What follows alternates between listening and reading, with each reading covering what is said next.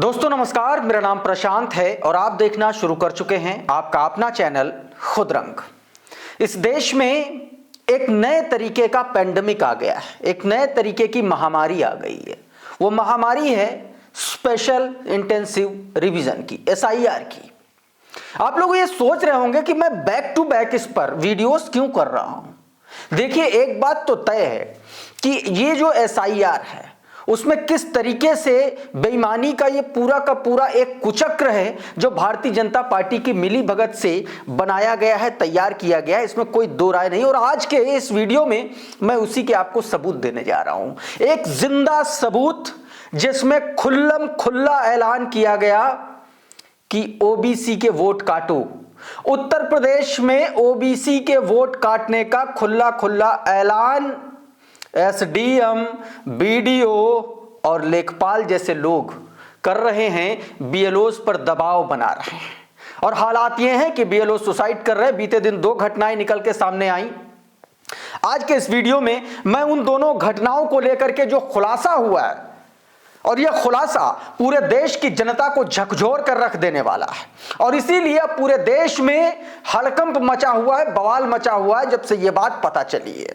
उधर BLOs के परिवार वाले शव का अंतिम संस्कार नहीं कर रहे हैं, मना कर दिया गया है। 2 बार DM SDM पहुंचे हैं कि कर दो, लेकिन नहीं।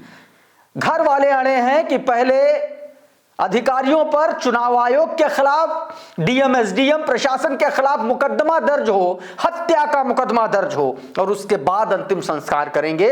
और इसीलिए ज्ञानेश कुमार गुप्ता एंड सन्स, ये जो प्राइवेट लिमिटेड कंपनी चुनाव आयोग ने बना रखी है, वो पूरी की पूरी तरीके से उसका भंडाफोड़ हो चुका है। हालात ये हैं कि बंगाल से लेकर के उत्तर प्रदेश तक लोग सड़कों पर हैं। इस वीडियो में सब कुछ दिखाने जा रहा हूं। सबसे पहले जरा ये हेडलाइन देखिए, ये कल की खबर है, आपको मैंने वीडियो में दिखाया है इससे पहले के। गोंडा में SIR में लगे BLO ने जहर खाकर जान दे दी। पत्नी ने कहा था SDM और BDO कर रहे थे परेशान। ये वो विपिन यादव हैं जिनका एक बालिया बयान है। उन्होंने हॉस्पिटल में बाकायदा ये बात कही थी, ये बात उन्होंने कही, कबूल की कि SDM और BDO और लेखपाल जो है उन पर दबाव बना रहे थे। और दबाव किस बात का, उसका खुलासा आज विपिन यादव के साले साहब ने कर दिया।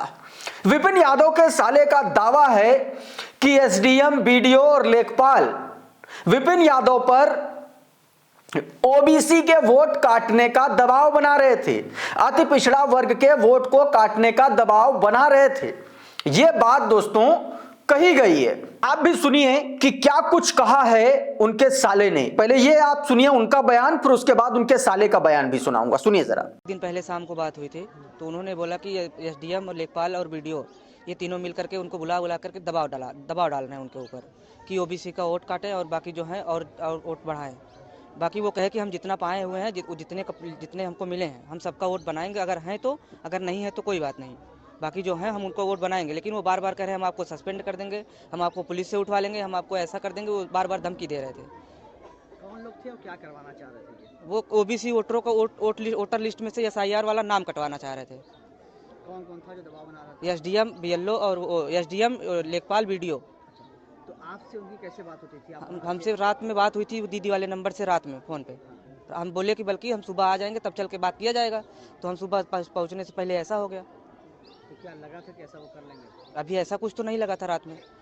बाकी वो बोले कि प्रेशर बहुत है, काम नहीं हो पा रहा है। जबकि 700 वोटरों के उनको मिला था, तो 700 में 350 उनका फाइनल हो चुका था, जो कि 350 ही बचे थे।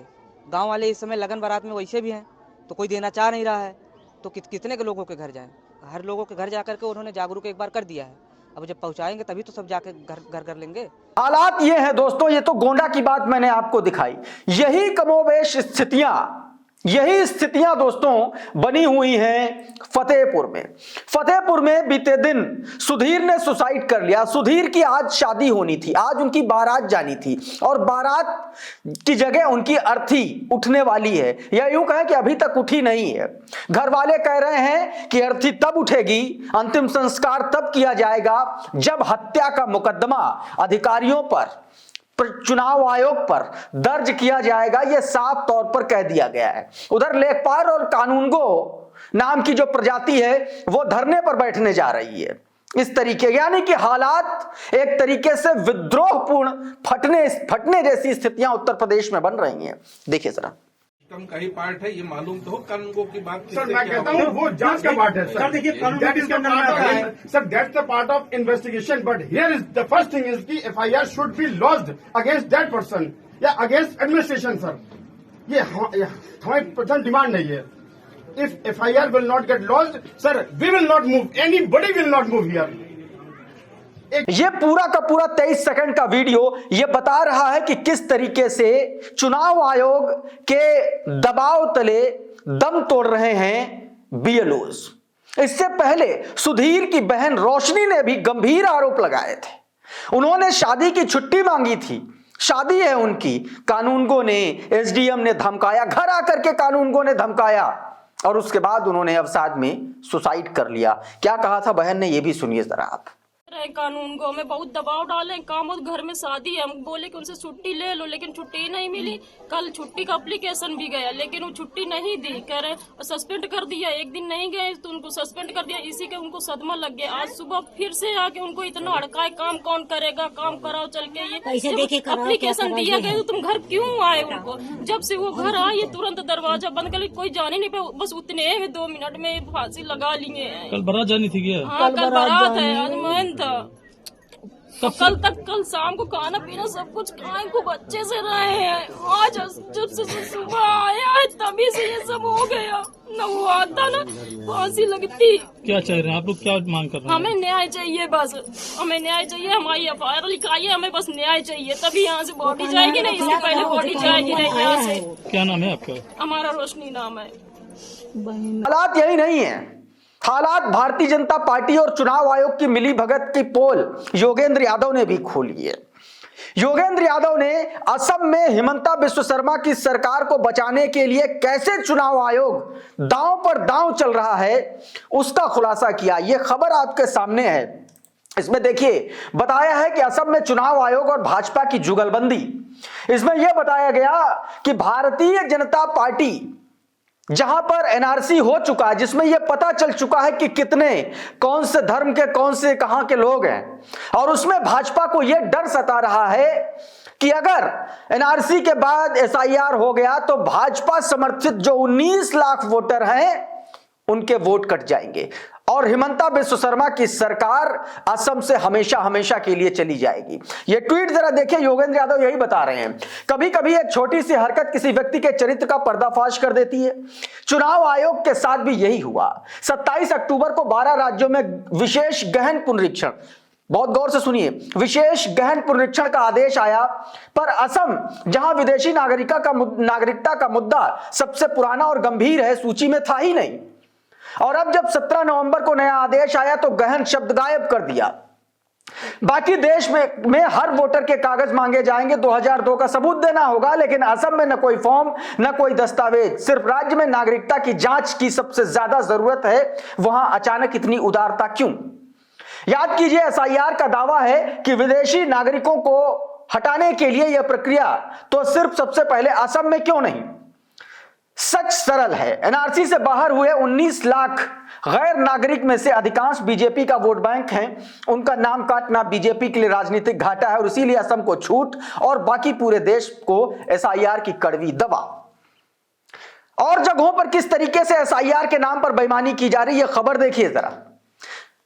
मध्य प्रदेश में राष्ट्रीय स्वयंसेवक संघ के लोगों को बीएलओ बना दिया गया है।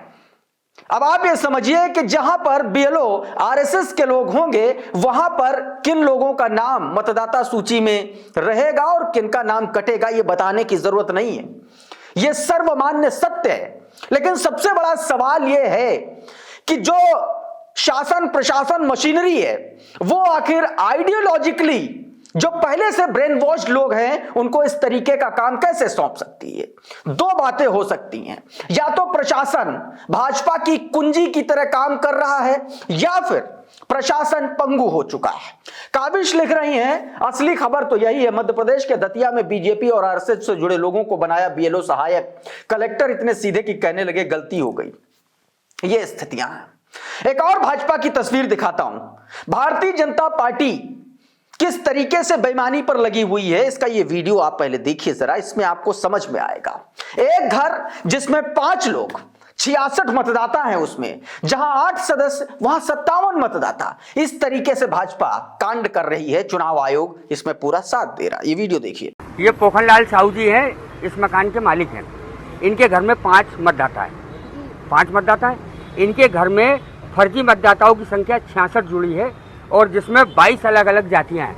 अब आप बताइए कि इनका घर का क्या करेंगी, फॉर्म किसको देंगी, कितने लोग आपको मिल रहे हैं। ये घर के पते पे आपने 57 नाम कैसे जोड़े? आपकी गलती नहीं है, पुराने बीएलओ की गलती।